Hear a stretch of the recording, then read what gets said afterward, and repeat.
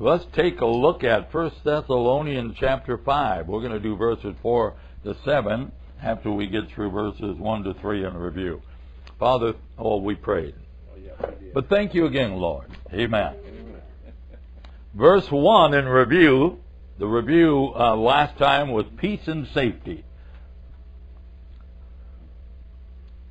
But of the times and the seasons, brethren, this would have been about a month ago, because last week was Bible discussion the 2 weeks before Casey had it. So this would have been about 4 weeks ago when we had peace and safety. But we're going to review it. But the time of the times and the seasons, brethren, you have no need that I write unto you. Concerning the times and seasons, here's a note by Vincent, a Greek scholar. Concerning the times and the seasons, the plural is used because Paul is thinking of a number of incidents attending the preparation and accomplishment of the second event occurring at different times. Now, the week before that one, which would have been about 5 weeks ago, we talked about Jesus descending with a shout. And we forever brought curiosity to Lynn's mind. He's still trying to wonder why he doesn't get a glorified body right away. Just take out for the rapture. Hey, just think, if you die the day before the rapture, you'll get your glorified bodies the next day. So you'll be good. All righty. But anyway, so after we talked about that, we went into chapter 5, and now Paul's writing, but when it comes to those things, if you're wanting specific dates, he's saying, and in the back of his mind is motivating him to say, of the times and the seasons, brethren, you have no need that I write unto you. And then in verse 2 he wrote, for yourselves know perfectly. How many of you like to know stuff perfectly? Yeah. He said, yourselves know perfectly that the day of the Lord so cometh as a thief in the night. So he's saying, you don't need me to write to you about times and seasons because we don't have the dates. Now, we're always trying to figure out dates, but he said the Lord's going to show up as a thief. In other words, unannounced. So we talked about that 4 weeks ago, and I included in there, and of course it's a little longer review than normal because it's been so long in between these two, but it still is an abbreviated review because obviously the week we taught it, we had a lot more notes, and so we have to pick and choose what notes we cut out in our reviews. But I wanted to include, after it said the day of the Lord so cometh as a thief in the night, some verses in Matthew 24. Now, I've kind of inverted these. I put Matthew 24:36 before I put verses 32 to 34. The reason being, verse 36 underlines this idea of the day of the Lord so cometh as a thief in the night. For Jesus said in verse 36 of Matthew 24, but of the day and hour knows no man, no, not the angels of heaven, but my Father only. So Jesus is saying, if you want that information, you got to get it from God. He's the only one that's got it when it comes to the day and the hour. However, we then went on, backed up a little, verses 32 to 34. Now learn a parable of the fig tree. When his branch is yet tender, and putteth forth the leaves, you know that summer is nigh or near. So when the trees are budding, I'm going to be loving in the spring when suddenly all the trees are budding. Not just the fig trees, they're all budding. And then it seems that you go to bed one night, all the trees are budded, you wake up the next morning and they all got leaves. When it happens, it catches you off guard. Already? But, so as it is with fig trees, so it is with the trees in our area. And so we know when the leaves come out, summer is near. So likewise you, he said, Jesus talking here in verse 33, when you shall see all these things, know that it is near, even at the doors. So Jesus had been talking in Matthew 24 about prophetic signs, and he said no, that he actually, verse 36 again would be after that, but leading up to verse 36, that only the Father knows the time, the day and the hour. Leading up to that, he said, however, take a lesson. You can discern the skies. You know, if it's, now we don't have too much, the weatherman discerns it for us, but there were centuries between Jesus and the sophisticated weather machines we have nowadays, when you had to look up in the sky as a farmer or someone else and try to figure what's coming tomorrow.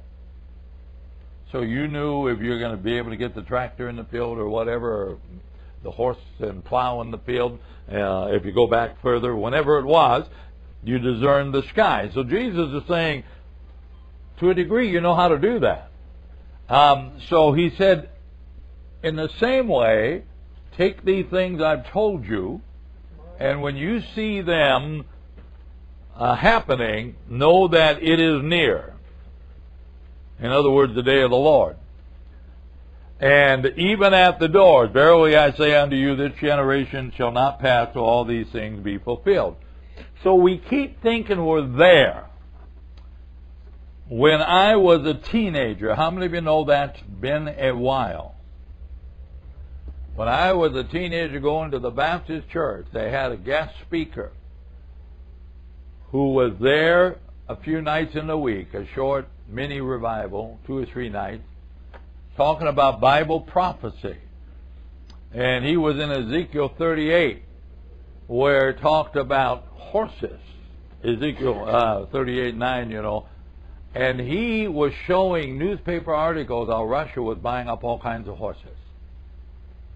And it was in his mind at that time, that they were going to use horses to attack Israel, which seems ridiculous to us right now. However, you could ride a bunch of horses there and nobody would catch anything until you're shooting at them. I mean, no radar is going to pick up all those horses, or so who knows? Most of us think that the horses are figurative, just a figure of the fact that those things that carry war weapons are coming. But nonetheless, at that time in the 60s, he was taking this literal and having newspaper articles. Well, Russia, for whatever reason back then, was buying up all kinds of horses. And so he figured he was discerning the time. When you see these things begin to happen, know that the time is near. Well, he was wrong. I mean, it's near to the 60s, but we're 50 years past that now. On the grand scale of eternity, 50 years is near. However, the way you and I think of near, it wasn't near. But he goes on to say, this generation shall not pass away.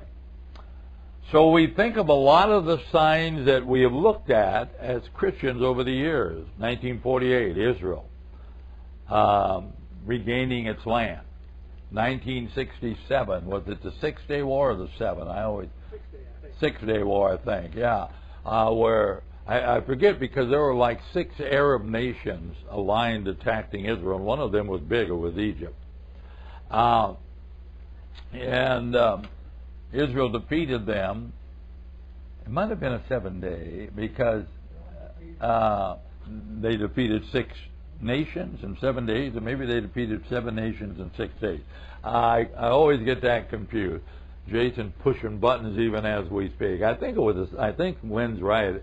6-Day War seems to. I'm always right. Well, no, it's just that you've guessed in so many things, you're bound to hit one at a time. It might be, you've been wrong so much, it might be a good time to play the Powerball. Sooner or later, the odds are in your favor. And right now, the odds are in your favor to win $700 million. So, buddy, the odds are in your favor to win $700 million. It is 6-Day War. To tell how many nations?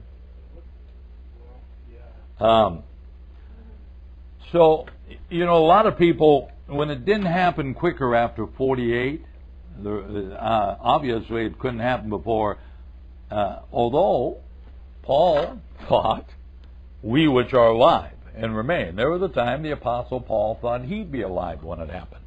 It's as though that God has hung out enough signs there where he wants every generation thinking this could be the one. And by the end of Paul's life, when he wrote 2 Timothy, I was listening to a preacher on the radio today on the way to Des Moines, and see, Darrell, you're not the only one who gets out of town. But anyway, on the way to Des Moines, I was listening to a preacher, and he was talking about, it was Bible prophecy. Shouldn't have made the joke about Darrell. Now I forgot the Bible prophecy.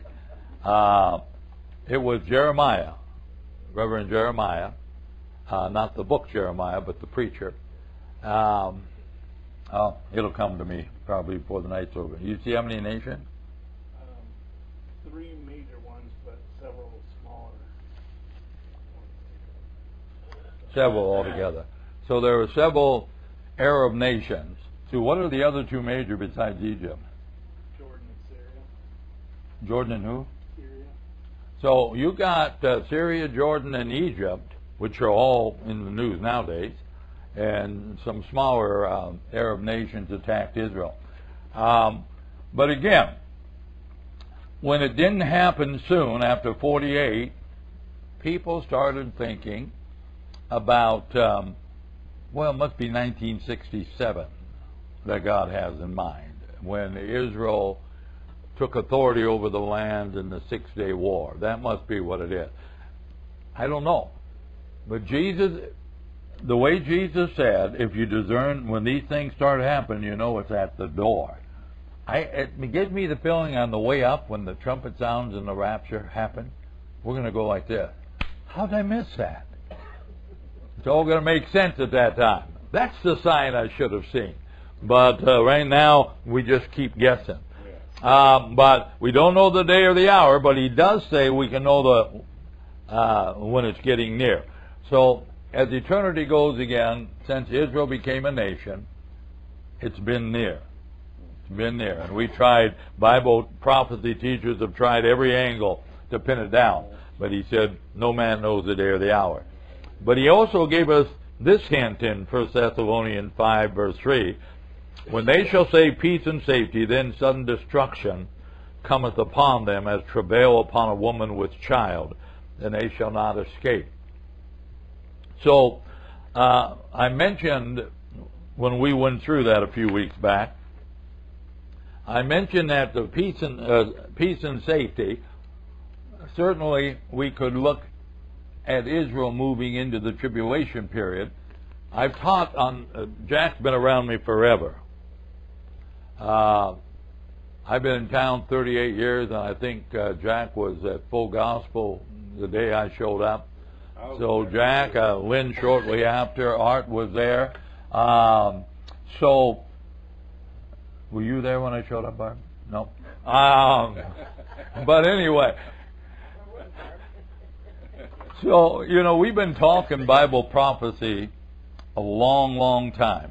And we just, again, I got to quit making these little jokes. I forget but let me point out, the 2 points I've forgotten tonight were brilliant. You can't argue, right? Because I forgot them. But anyway, so we've been talking about it all. Peace and safety. Israel, why is Israel ever going to be drawn into a 7-year peace treaty that will include Arab nations when everything, Carter got them to sign a treaty with Egypt. Egypt tried to keep the treaty, to their credit. Egypt, but the premier got assassinated for aligning himself with Israel.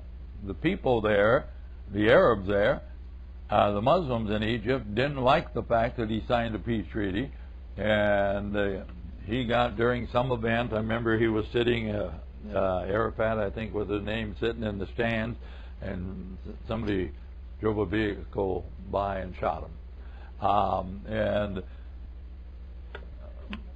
you think right now, every time Israel's reached some kind of agreement with the Palestinians, they've broken it every time. Every time. They buckle to the pressure of the world. You got to give the West Bank. You got to give this. You got to give that. And then when they get the Palestinians get what they want, the world said now there'll be peace. And then they're attacking Israel all over again, because now they want it all. They don't want something. They want it all. They want Israel gone out of there. And they see Israel as occupiers, and they want Israel gone. Then nothing else will pacify them. They'll pretend it does to get a little peace here and a little peace there. So you think, how in the world is Israel leading up to the tribulation period going to sign a 7-year peace treaty?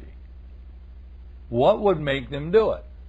And I've shared it in the past. What starts the tribulation period is not the rapture. It's a 7-year peace treaty. That's what starts the tribulation period. Israel's going to sign a 7-year peace treaty. And the Antichrist is going to be involved. Why would Israel do it? The people who want them blown off the map can't be trusted. But when we taught on Ezekiel 38:9, we mentioned that Russia, with an alliance of Arab nations, is going to attack Israel if we understand the prophecy right. And when they attack, God is going to rain fire from heaven and destroy something like 5/6 of them. And the way I read the prophecy, 5 out of every 6, the way I read the prophecy, it's not just talking about the soldiers from the countries, but everybody in the countries. 5/6 of the Russians, 5/6 of the various Arab nations that join with Russia. So Israel's going to feel pretty safe all of a sudden, because all of her enemies have dwindled immensely in size. So that's number one. They're going to feel safe. Number two, who's going to talk them into signing this? I believe the false prophet. The false prophet, even though it's not the tribulation period yet, is going to be a political leader that's going to align himself with the Antichrist. And I believe he's a Jew. He's got 2 horns, and you look at the prophecies in the Old Testament books and the book of Revelation. You look at those, the horns often mean 2 countries, 2 kings, or 2 countries, or 2 something like that. And so, what 2 countries could they be? How about Israel and Judah? In other words, the 2-tribe nation, Judah, and the 10-tribe nation, Israel. And if the Antichrist is a Jew, God rescues Israel with fire from heaven. The book of Revelation tells me he's able to call down fire from heaven. If I connect those dots, I believe God's going to destroy Israel's enemies, and the Antichrist can say, I did it, and have a little magic show and call down some fire from heaven. Not too many people can call down fire from the sky, right? So Israel's going to believe he's the Messiah that they've always been looking for. And he's going to induce them to sign a peace treaty with this political leader that as soon as the treaty is signed will be revealed shortly thereafter as the Antichrist. And I believe the rapture happens before all that. And the world is ready for a political leader to calm things down. So that's my take on it. All right. So now, instead of going further in there, let's go on down to this week's lesson. You and I, we are the children of light. So after verse 3 says, when they shall say peace and safety, then sudden destruction comes upon them as travail upon a woman with child, and they shall not escape. Verse 4 said, but you, brethren, are not in darkness, that day should overtake you as a thief. So let me set this up. Verse 1, the times and the seasons, I don't need to tell you about, Paul says. Verse 2, because you know that the day of the Lord is coming as a thief in the night, and something in there is going to mean that when they shall say peace and safety, then sudden destruction comes upon them as travail upon a woman with child. Verse 4, but you, brethren, are not in darkness, that day should overtake you as a thief. You're not one of those walking around in the dark, spiritually speaking.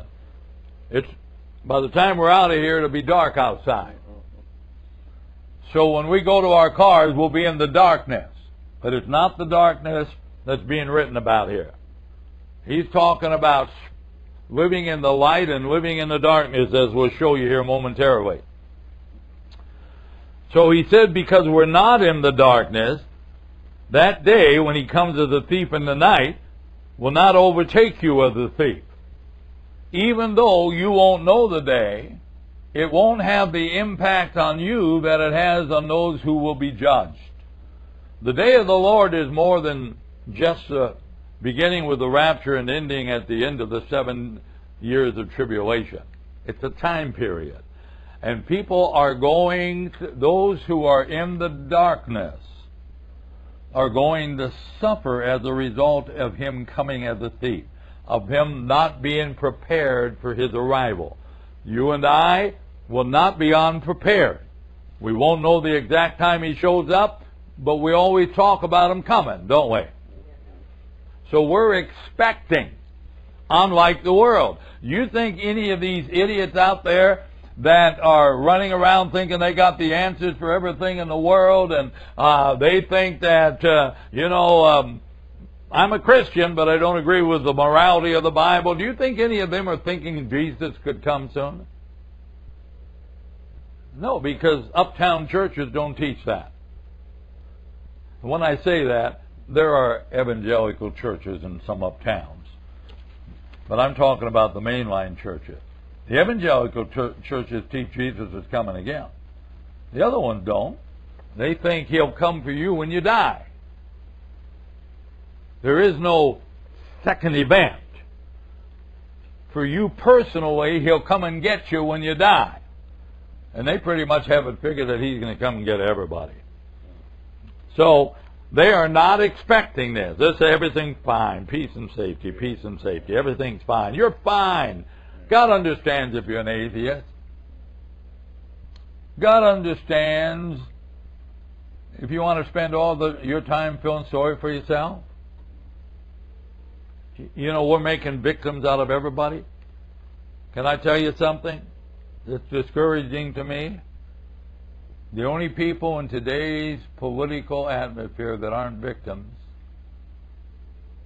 are conservative men. Go try to include all women as victims. All women are victimized by men. Liberal white men aren't aren't hated because they're helping all the victims. We conservative white men are just haters. We're the ones that everybody else is a victim of. That's the world we live in today. It's a world. Some African American person who goes to a black church, evangelical church, evidently from the comment, talked about from a progressive point of view. I think it was a lady, not a guy. Read it the other day. That white evangelical churches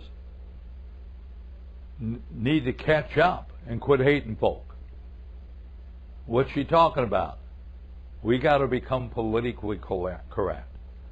We have to believe what they say, not what this says.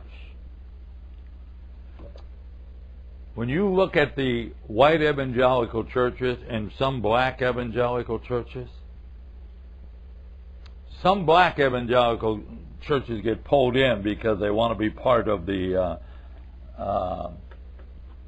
they don't want to stick out like they have forsaken their fellow blacks, not helping them fight the fight.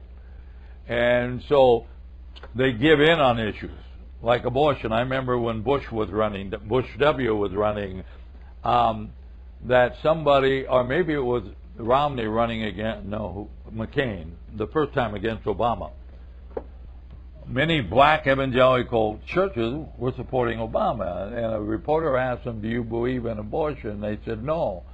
Said, then how can you vote for a president that in your mind is killing babies? And they said, the Republicans always kill more people in war than the Democrats would ever kill in abortion, which is wrong. Millions upon millions have died in abortions in this country.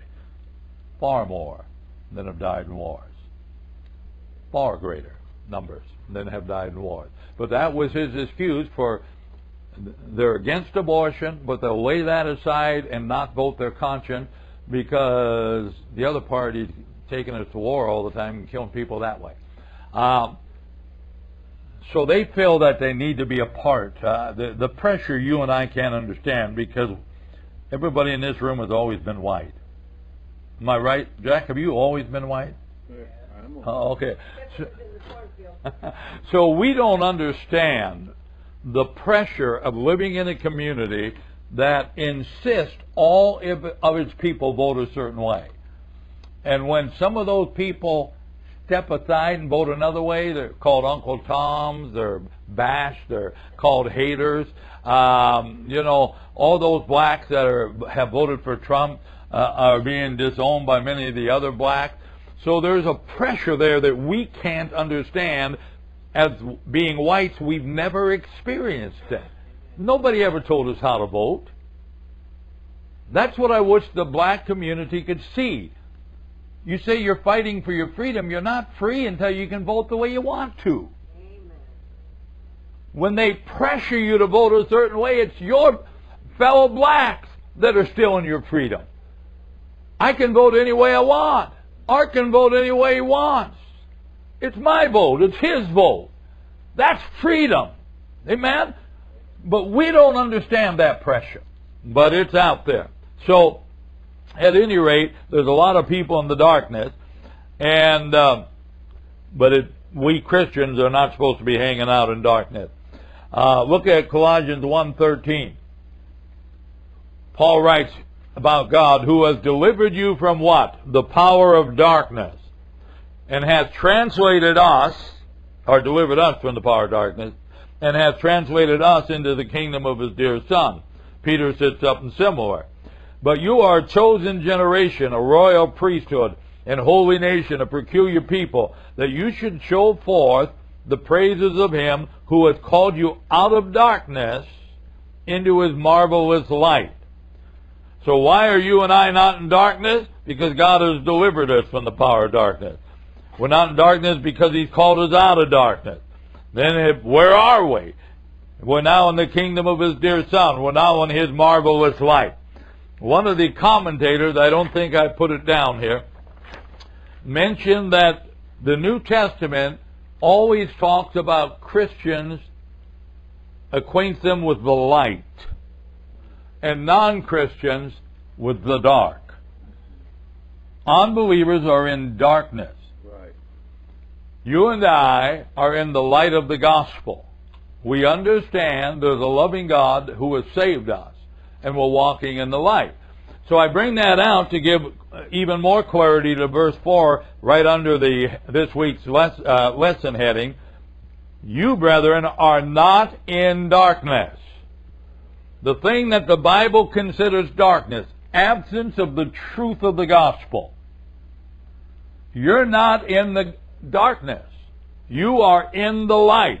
If you've embraced the truth of the gospel, you are not in darkness. There might be days you say, I feel like I'm in darkness. But the Scripture says you're not. And because you're not, the day of the Lord will not overtake you as a thief. He's not saying you're going to know the day or the hour. The Bible's pretty clear that's not going to happen. But he is saying, like, you got a cousin coming to town to visit you, but the cousin's got a lot of things going on. He doesn't know the exact time he's going to show up. But 3 weeks later, he shows up. You weren't surprised. You didn't know the day and the hour, but you knew he was coming. Right? And that's what the Bible's talking about, you and I. The difference between believers and unbelievers, the unbelievers, those walking in darkness, do not believe in the second advent. When you look at a movie, like the one we showed here, the first of that series, remade, with Nicolas Cage, what was the name of that? What was it? Left Behind.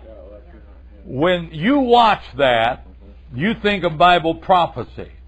If an unbeliever goes to the movie, they think of science fiction. They think it's like a zombie movie. They don't believe that they're trying to portray something. Tim LaHaye was in charge of remaking that, one of the two authors of the series. The unbeliever thinks it's a movie. Like Star Trek or Star Wars. They're not moved by that. They don't go home and think, oh my God, Jesus is going to come again. They think, oh, that was a neat sci-fi movie. It's science fiction to them. They are in the darkness. They have no awareness that Jesus might come again. Now, you know, Paul Ritchie forever has had a charge, and whenever he could get people in his house, he would teach on the book of Revelation. And every now and then, if you get somebody who's acquainted with the church, might not be Christians, but the relatives are, because somehow Paul got them in his living room. They're acquainted, so they've heard the story about the second advent. So when Paul's going through the chart there, some of them get pricked a little bit and a little bit of fear. But if they don't embrace it and give their life to Jesus, they're right back in the darkness again. They're right out there living as though there is a tomorrow. You and I live as there's coming a day where there'll be no tomorrow as we understand tomorrow. There's coming a day when everything changes. When you're walking in the light, you get that. When you're walking in darkness, you keep walking in darkness because you don't get it. What if I could go up to some sinner in this town? By sinner, I don't mean bad person, I just mean an unbeliever. What if I could go up to one and assure him that I got insider information? We got thieves working neighborhoods, and they're going to target your house. A thief is coming. Insider information. It would change that guy's life, wouldn't it? He'd get a better security system. If he had a lot of money, he might hire an armed guard. He might get a couple big dogs, Dobermans, pit bulls, something that would dissuade, and he would make choices based on this new information that he has. This shows you how people in the darkness don't think we have a clue. Because no matter how much we talk about the second advent, they think there will always be tomorrow. Always. Nothing's going to change. As Peter said, the scoffers say, since the fathers fell asleep, all things remain as they were. Since the apostles, 2 millennia have passed. 2,000 years have passed since the apostles. Almost. Someone lived till the 90s, so it's not quite 2,000 of the first century. So it's not quite 2,000 years, but 1,900 plus years have come and gone since this book was written. 1,900 plus years. Every day, the sun comes up the next morning. So the scoffers say, where is the promise of its coming? All things remain the same. But there's something about being in the light. You're seeing things that people in the darkness don't see. And if you're really seeing it, you ought to be praying fervently for the people in the darkness. Right. Because this day will overtake them as a thief. And no one shall escape. Nobody in the darkness will escape. All right. Would you flip your page over? Detour. In 1 Peter, flip it back over to the first side. Notice in my quote there, under the first verse, verse 4, I put what said, "You are not in darkness." I put Colossians 1:13, "We've been delivered from darkness." I put 1 Peter 2:9, "You've been called out of darkness." But now I put there, "Which in time past were not a people, but are now the people of God, which have not obtained mercy, but now have obtained mercy." So on the flip side, I asked, when I quoted that 2 Peter passage, I didn't need verse 10 for this discussion. Verse 10 doesn't add any insight to the discussion we've had up to now. So I put, then why do you think I included it? Verse 10 seems to be a altogether different subject. He talks about you, our chosen generation. And the you that are a chosen generation in time past were not a people, but are now the people of God, which had not obtained mercy, but now have attained mercy.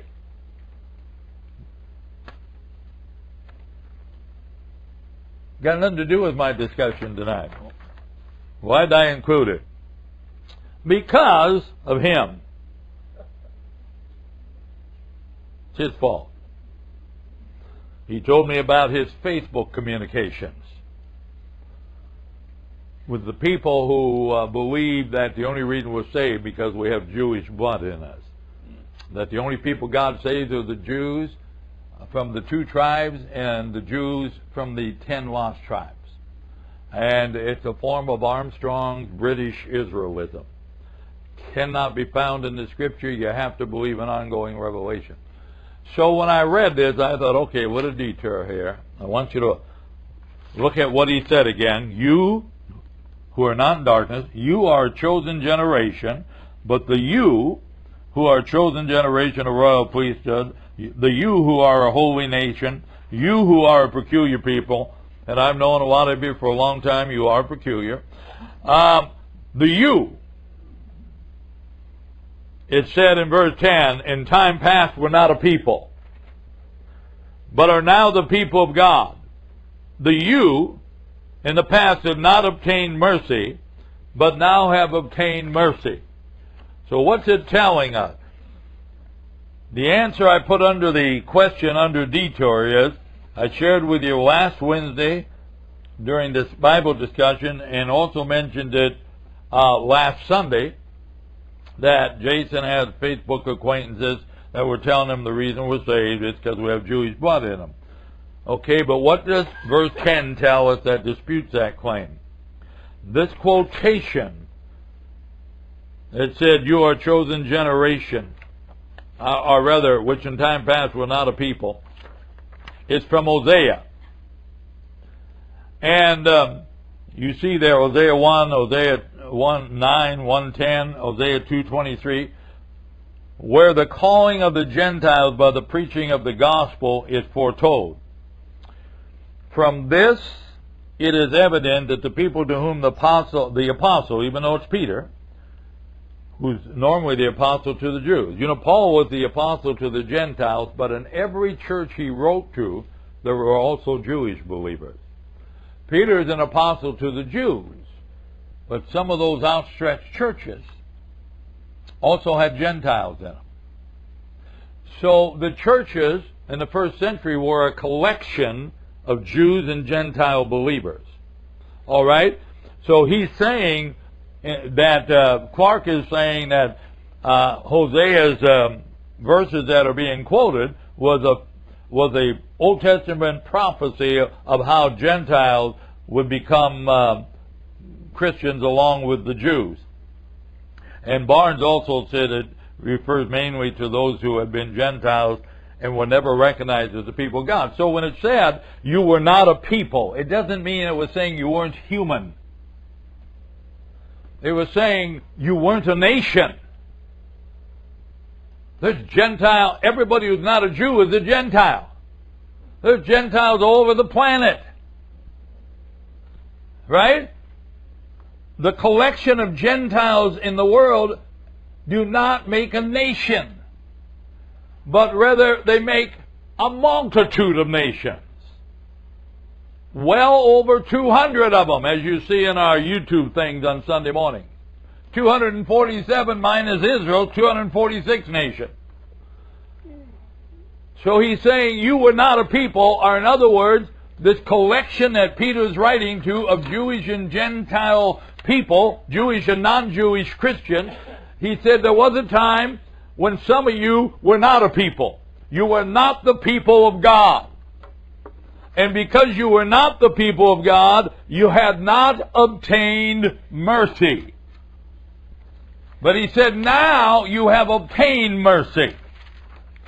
My point is, if Gentile just meant unsaved Jew, as those folk claim, then none of what Peter's saying is true. They would have always been a part of a people, the people of God. If they're the 10 lost tribes, none of what Peter says would be true. Peter is saying, however, what's unique about you folk, made up of Jews and Gentiles, you now together make a people. Now look at underneath that, Romans 9:23 to 26. And that he might make known the riches of his glory on the vessels of mercy, which he had afore prepared unto glory, even us whom he has called, not of the Jews only, but also of the Gentiles. No, wait a minute. Not of the Jews only, but of the unsaved Jews too. That's still Jew only. Still Jew only. Gentiles can't mean unsaved Jews, because then that sentence doesn't make sense. Not of the Jews only, but of the unsaved Jews. Wait a minute. If you're a Jew, you're a Jew. All right? So, and then he also gets into Hosea, said, I will call them my people which were not my people. That can't refer to Jews. The Jews have been his people since they formed a nation. Even before there was a nation, because of the covenant God made with Abraham, the Jews, the descendants of Abraham, would become God's people. So if the Gentiles were unsaved Jews, it wouldn't matter. They were always the people of God. Amen? So you can't have it both ways. And so he said, it shall come to pass that in the place where it said unto them, you are not my people, there shall they be called the children of the living God. Who are going to be the children of the living God? Some of those folk who were not his people. Non-Jews. All right? So, Ephesians 2:13 and 15. Through 15. But now in Christ Jesus, you who were sometimes were far off, are made near by the blood of Christ. Nigh means near. For he is our peace, who has made both one, and has broken down the middle wall of partition between us, having abolished in his flesh the enmity, even the law of commandments contained in ordinances, for to make in himself of two, or of twain, which is two, to make himself of two, one new man, so making peace. The problem, I put a note there, it would really be good for Jason here if he's ever going to interact with him. Study verses 11 to 22 of chapter 2 there. You get a clear understanding that Gentiles are not unsaved Jews, because it mentions in all those verses that they were never a part of the covenant. The 10 lost tribes were a part of the covenant. So, I belabor this stuff because I don't want you to get caught up in that junk. The gospel, what the Bible says is what the Bible says. If you can't prove a doctrine by looking at this book alone, then ignore that. If you got to have some other revelation, some other book, throw it out. And always that ongoing revelation ends up disputing the revelation we have. Throw it out. All right, well, we're going to draw a line there. I'm not going to get into verse 5 because of my detour. But that Those things are important to me because people are always coming up with new doctrine. It's not a new trend. I mean, in the first century church, they had two extremes. Both of them false doctrine. That Christians were grafted into Abraham and therefore had to keep the law of Moses. That was a false doctrine. Extreme legalism. Can't go to heaven without keeping the law. And then there were the Gnostics. The Gnostics came around and they said, only your spirit's saved, not your body. Well, that part's true. But then they derive from that therefore it doesn't matter what your body does. Let it sin a little. Your spirit will learn stuff from it. So they went from legalism to license. It's, God doesn't mind if you sin. Them were the two big lies of the early church, and they're the two big lies of today's church. Church after church does not understand the grace of God in the evangelical world, and they teach some form of keeping the law. And then the modern churches, the uptown, the mainline churches, are Gnostic. They don't think God really cares if you sin. He's a loving God. And since He's a loving God, He's going to take you to heaven. You screw up a little bit, hey, it'll be okay. So it amazes me that the two horrible doctrines of the first century are still with us 2,000 years later. Amazing to me. And then we add a few new ones, like British Israelism. They changed the name, but it's still the same old, same old. There will always be new doctrines. Cling to the truth of the gospel. That's why all of you who have internet ought to download eSword. eSword is a free Bible program where you can look up a verse there and all kinds of commentaries to help you understand that verse. Sound commentaries. So if you're reading something that's new to you, it'll help you not get a stupid idea from that verse as you look at it all by itself. You see, the Bible has to be rightly divided. What's that mean? This verse can't mean something by itself that doesn't fit the rest of it. For your understanding of this verse to be right, it has to fit all the other ones. And that's where commentaries come into play. It's worth your time. It takes a long time to download that program with all the free stuff they have. But it would be worth it. If I had an iPhone, I'd have it on my phone. They don't have a... I have something called My Sword, which is a much simpler thing. But eSword is massive. And they have written programs for iPhones, iPads, and things like that. You can get the whole program on that. But you live in a day and age that's wonderful. You do. If there's so much, there's no reason for you to... If you see a verse you don't understand, there's no reason for you to stay confused. There are so many helps. And if you can't figure it out, let me know. We'll look up some of those commentaries. Why am I a fan of commentaries?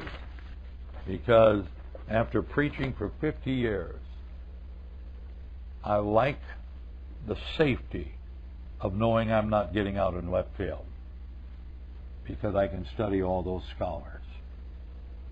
There's been one or two times that I've disagreed with every scholar on small issues. You know how you look at a certain verse or something. Not the big issues. Big issues I agree, as do most of the evangelical world.